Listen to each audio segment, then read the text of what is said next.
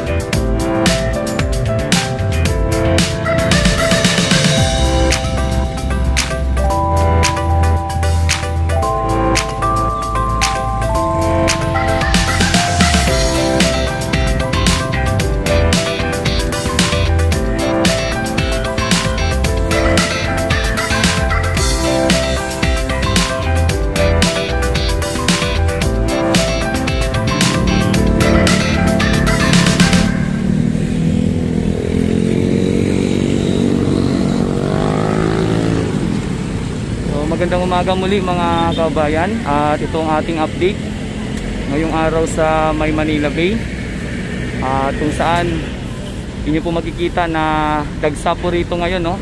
Ito sa pinaka walkway yung ating mga kabayan.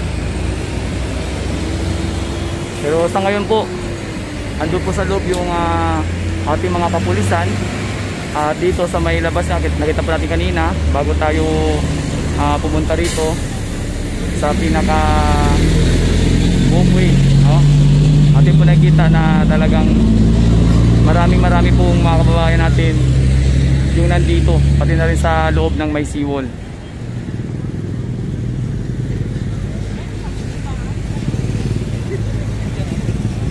So sa ngayon po yung ating mga police officers, yung lahat po na nakapasok sa may loob, pinalabas po muna mga kababayan. So hanggang dito lang po pwede.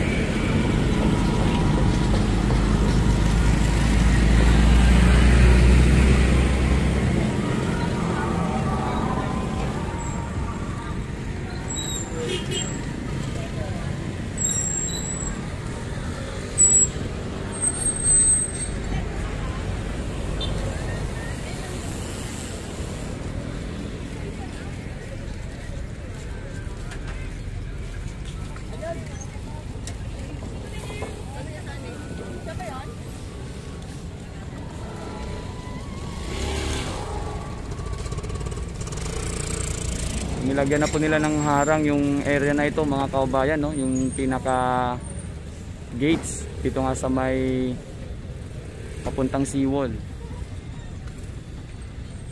So siyempre po yung pinaka ano po dito natin mga kabayan, dahil ito po ay under construction pa rin, no? At meron pa pong ginagawa sa may loob, kaya hindi muna nila pinapasok sa may looban dyan. Kaya hanggang dito na lang muna sa labas mga kabayan yung pwedeng magpalakas ng resistensya nila, no? Kagaya nga po ng jogging, biking, at syempre kung ano-ano pang pwede mong gawin upang mapanatili na malakas ang iyong resistensya sa inyong pangangatawan.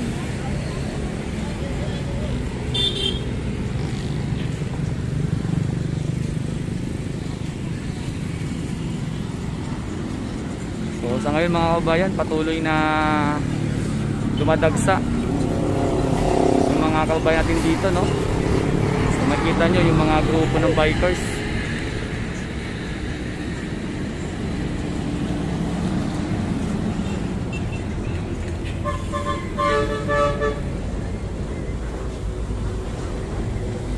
So So yan po yung nasa loob pa po, no, pinapalabas na rin po mga kabayan. Kagaya niya ni madam na may daladalang aso, ayan o.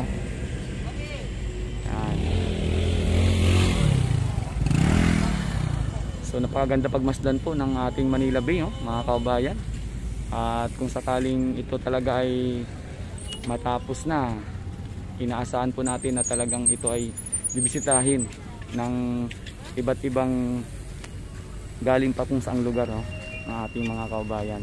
At siyempre yung mga turista na nais makita yung kagandahan ng Manila Bay.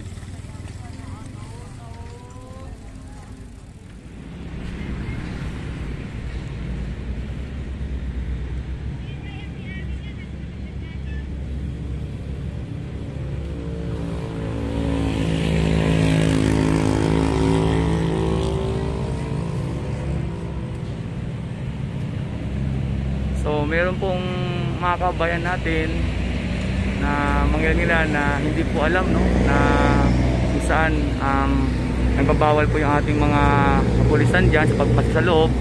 So ayan po, sila po ay pupunta na doon sa may seawall. Ayan mga kabayan, mga grupo ng bikers na yan.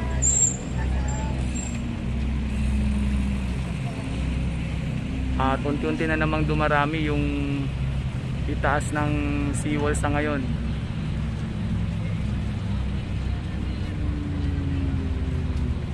Kasi kung pagmamasdan yung mga kabayan, no, talagang napakaganda na ng ating Manila Bay. So parang ikaw talaga ay matutukso, no, na pumasok dyan upang makita yung karagatan.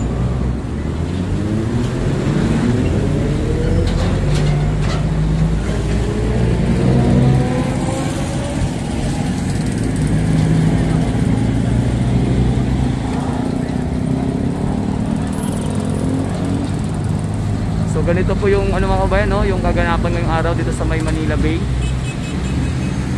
Kung saan hindi na mapipigilan yung patuloy at talagang patungo na sa pagbabago yung magiging ano nito, lahat ng ginagawa dito mga kabayan.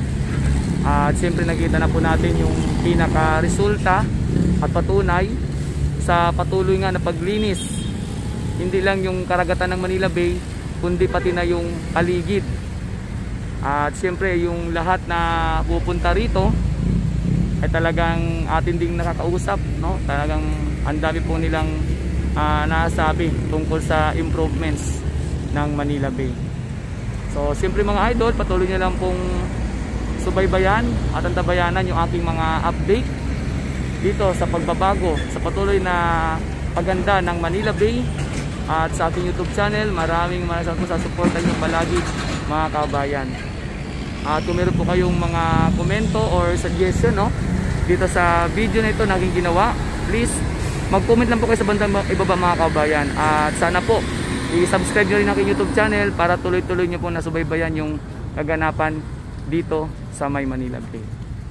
So mga kabayan, ito nga pala ulit si Daddy D at maraming salamat sa inyong palaging pagtutok at pagsuporta sa aking YouTube channel. Ingat tayo palagi. Mabuhay kayo and God bless us all.